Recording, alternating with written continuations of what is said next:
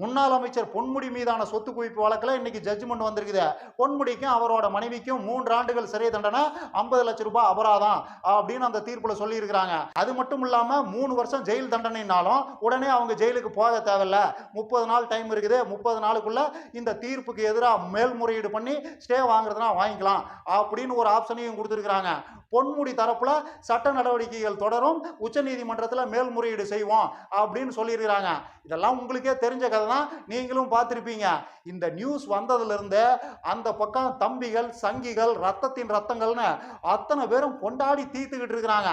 இப்போ ஊபிஸ் எல்லாம் வருவானுங்க பாருங்களேன், கதறுவானுங்க பாருங்களேன் அப்படின்னு பேசுன்னு பேசி ஆர்கசம் அடைஞ்சிட்டு இருக்கிறானுங்க.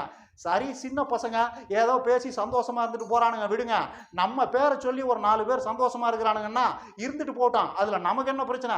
மற்றபடி அரசியலை புதுசா பார்க்குறவங்க, அரசியலை புனிதமா பார்க்குறவங்களுக்கெல்லாம் இது ஒரு அதிர்ச்சியான செய்தியா கூட இருக்கலாம். எனக்கெல்லாம் ஒண்ணுமே கிடையாது. கவுண்டமணி பாஷையில சொல்லணும்னா அரசியல்ல இதெல்லாம் சாதாரணமப்பா. அரசியல்ல இந்த மாதிரி நடக்கிறதெல்லாம் ரொம்ப சாதாரணமப்பா. அரசியல்ல வெற்றி வரும், தோல்வி வரும், வீழ்ச்சி வரும், எழுச்சி வரும். நீங்க இல்லைன்னா எங்களை யாரு காப்பாத்துறது? நீங்க தான் எங்களை காப்பாற்ற வந்த கடவுள்னு மக்கள்லாம் ஒருத்தரை தலையில தூக்கி வச்சுக்கிட்டு கொண்டாடுவாங்க.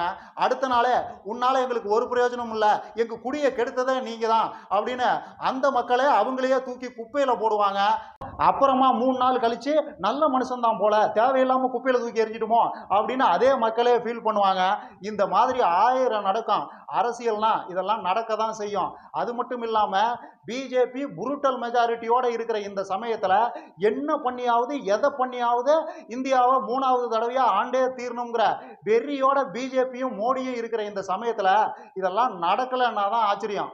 அண்ணாமலை இதை ஓப்பனாகவே சொல்லியிருக்கிறாப்புல. இன்னும் 3-4 திமுக அமைச்சர்களை டார்கெட் பண்ணியிருக்கிறோம், அவங்க மேலேயும் எங்கள் அதிகாரத்தை காட்டுவோம் அப்படின்னு ஓப்பன் ஸ்டேட்மெண்ட்டே கொடுத்துருக்கிறாப்புல.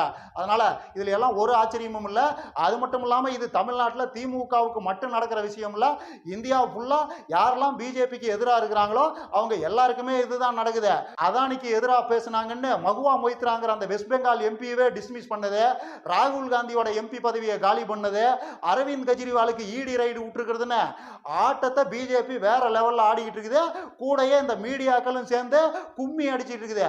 இந்த மீடியாக்களோட அயோக்கியத்தனம் எந்த லெவல்ல இருக்குதுன்னு நீங்க புரிஞ்சுக்கணும்னா இந்த மீடியாக்கள்லாம் எந்த அளவுக்கு பிஜேபியோட காலில் விழுந்து கிடக்குது, மோடியே கதின்னு சரண்டர் ஆகி கிடக்குதுன்னு நீங்க எல்லாம் தெரிஞ்சுக்கணும்னா ஒரே ஒரு மேட்ரு சொல்றேன். இந்தியன் மீடியாக்களோட அயோக்கியத்தனத்தை புரிஞ்சுக்கிறதுக்கு இந்த ஒரே ஒரு மேட்ரு போதும். அது என்னன்னா, நேற்று IMF ஒரு ரிப்போர்ட் கொடுத்துருக்குது. IMFனா என்ன? International monetary fund. அந்த இன்டர்நேஷனல் மானிட்டரி ஃபண்டோட வேலை என்ன? உலக அளவில் எல்லா நாடுகளோட பொருளாதாரத்தையும் கண்காணித்து அந்த பொருளாதாரத்தில் என்ன நடந்துகிட்டு இருக்குது, அதோட சாதக பாதகங்கள்லாம் என்ன அப்படின்னு அந்தந்த நாடுகளோட கவர்மெண்ட்டை வார்ன் பண்ணுறது தான் அதுக்கு வேலையே.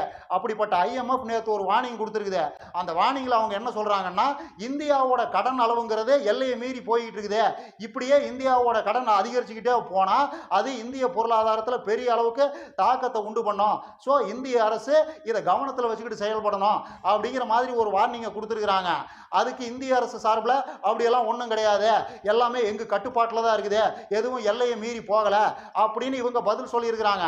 IMF ஒரு வார்னிங் கொடுக்கறதும் அதுக்கு எதிராக அந்தந்த நாட்டு அரசாங்கங்கள் அப்படியெல்லாம் ஒன்றும் இல்லை, எல்லாம் நல்லா தான் இருக்குதுன்னு சொல்கிறதும் காலங்காலமாக நடக்கிறது தான், உலக அளவில் நடக்கிறது தான். ஏன்னா இந்த IMF உருவாக்கின அமெரிக்காவே IMFோட ரிப்போர்ட்டை பெருசாக எடுத்துக்கிறது இல்லைங்கிறதெல்லாம் உண்மைதான், அதெல்லாம் வேற கதை. ஆனால் இந்தியன் மீடியா இது ஒரு விவாத பொருளாக ஆக்கியிருக்கணுமா வேணாமா? இன்னைக்கு இந்தியா முழுக்க இதுதானே பேசு பொருளாக இருந்திருக்கணும். IMF இப்படி சொல்லுது, அதுக்கு இந்தியன் கவர்மெண்ட் இப்படி பதில் சொல்லுது. இதில் எது உண்மை, எது சரி, எது நம்மளோட பொருளாதாரத்துக்கு நல்லது, எந்த மாதிரியான நடவடிக்கைகள் எடுத்தால் நம்ம பொருளாதாரத்துக்கும் நம்ம மக்களோட வாழ்க்கைக்கும் நல்லதுன்னு எக்ஸ்பர்ட்டுகளை எல்லாம் கூப்பிட்டு உட்கார வச்சுக்கிட்டு இதை ஒரு பெரிய டிஸ்கஷன் ஆக்கியிருக்க வேணாமா? இதே காங்கிரஸ் ஆளுங்கட்சியாக இருந்து பிஜேபி எதிர்கட்சியாக இருந்து IMF இப்படி ஒரு ரிப்போர்ட்டை கொடுத்துருந்தா இந்த இந்தியன் மீடியாக்கெல்லாம் இப்படி தான் பேசிக்கிட்டு இருந்திருக்குமா? சம்மந்தமில்லாத மேட்டரியெல்லாம் தான் ஊதிக்கிட்டு இருந்திருக்குமா? இந்நேரம் இந்தியாவையே 2ஆ பொழந்திருப்பானுங்க. காங்கிரஸ்காரன் பூரா ஊழலாக பண்ணி லட்சம் கோடியில் கடன் வாங்கி வச்சுட்டான். இந்திய அரசோட மொத்த கடனை இந்தியாவோட டோட்டல் மக்கள் தொகையால் வகுத்து ஒவ்வொருத்தன் பேர்லையும் இவ்வளோ கடன் இருக்குது, ஒவ்வொருத்தன் பேர்லையும் 2 லட்ச ரூபா கடன் வாங்கி வச்சிருக்கான் காங்கிரஸ்காரன். இதுதான் உங்களை காப்பாற்றுற லட்சணமான்னு பிஜேபியும் மோடியும் இன்ன பிற மீடியாவும் சாமி ஆடி இருக்குமா, ஆடி இருக்காதா? இன்னைக்கு ஏன் அது நடக்கல? அதுதான் மீடியாக்களோட அயோக்கியத்தனம்ங்கிறது. இதுல இன்னொரு முக்கியமான விஷயம் இருக்குது. 2019 காங்கிரஸ் ஆட்சியை விட்டு போகும்போது இந்திய அரசோட மொத்த கடன் 49 லட்சம் கோடி. இன்னைக்கு தேதிக்கு அது 160 லட்சம் கோடிங்கிறாங்க. இந்த 160 லட்சம் கோடிங்கிறதும் அக்யூரேட்டான நம்பர் கிடையாது. இது ஒரு மாதிரியான குத்துமதிப்பான நம்பர் தான். விஷயம் தெரிஞ்சவங்க எல்லாம் இதை விட அதிகமாக தான் இருக்குங்கிறாங்க. ஸோ ஊழல் பண்ண காங்கிரஸ்காரன் கடன் வாங்கி வச்சா சரி, நீங்க தான் ஊழலே இல்லாத உத்தமர்கள் ஆச்சு. நீங்க எதுக்கு 9 வருஷத்துல 110 லட்சம் கோடி கடன் வாங்கி வச்சிருக்கீங்க? அப்படி என்ன இந்த 10 வருஷத்துல உங்க ஆட்சியில கவர்மெண்ட் ஸ்கூல்ஸ் எல்லாம் அப்படியே ஹை குவாலிட்டியா மாறிடுச்சா? கவர்மெண்ட் ஹாஸ்பிட்டல்ஸ் எல்லாம் பெரிய ஹை குவாலிட்டியா மாறிடுச்சா? இல்ல ஃபார்மர்ஸோட வாழ்க்கை தரத்துல தான் ஏதாவது சேஞ்ச் வந்துருச்சா? ஏதாவது நல்லது நடந்திருக்குதா? அப்புறம் என்னத்துக்கு 110 லட்சம் கோடி நீங்க கடன் வாங்கியிருக்கீங்க அப்படின்னு எந்த மீடியாவும் கேட்கல, எந்த சங்கியும் கேட்கல. அப்ப இந்தியன் மீடியா எந்த அளவுக்கு பிஜேபியோட காலில் விழுந்து கிடக்குதுன்னு நீங்களே புரிஞ்சுக்கங்க. இது எல்லாத்துக்கும் மேல இப்ப தென் மாவட்டங்கள்ல பெரிய அளவுக்கு மழை வெள்ளம் வந்து லட்சக்கணக்கான மக்கள் பாதிக்கப்பட்டு கண்ணீரும் கம்பளையுமா இருக்கிறாங்கல்ல. இதுக்கு சம்பிரதாயத்துக்காவது, ஒரு அரசியலுக்காவது, ஒரு ஃபார்மாலிட்டிக்காவது பிரதமர் மோடி கவலைப்படாதீங்க மக்களே, நாங்க இருக்கிறோம், உங்களை எல்லாம் கைவிட்டுற மாட்டோம், எப்படி உங்களை எல்லாம் காப்பாத்திடுவோம், பயப்படாதீங்க அப்படின்னு சம்பிரதாயத்துக்காவது ஃபார்மாலிட்டிக்காவது ஒரு வார்த்தை, ஒரே ஒரு வார்த்தை சொன்னாரா? இல்ல. ஏன்னா பிஜேபிங்கிறது மக்களோட மக்களா நின்று மக்களோட சுகதுக்கங்கள்ல பங்கெடுத்துக்கிட்டு அதன் மூலமா அரசியல் அதிகாரத்தை அடையிற ஒரு கட்சி கிடையாது.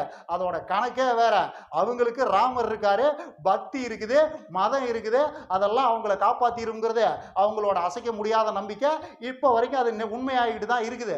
மற்றபடி மக்கள் பிரச்சனைக்காக மக்களோட மக்களா நிற்கிறவங்களை எல்லாம் ஊழல்வாதியாக்கி குற்றவாளியாக்கி மக்கள் பிரச்சனையை பற்றி வாயே திறக்காத மோடியை கடவுளாக்கி இவங்க பண்ணுற பித்தலாட்டமெல்லாம் இன்னும் எத்தனை நாளைக்குன்னு தான் பார்ப்போம். இன்னும் நிறையா பேசலாம். லைக் பண்ணுங்கள், ஷேர் பண்ணுங்கள், கமெண்ட் பண்ணுங்கள், மறக்காமல் சப்ஸ்கிரைப் பண்ணிடுங்க.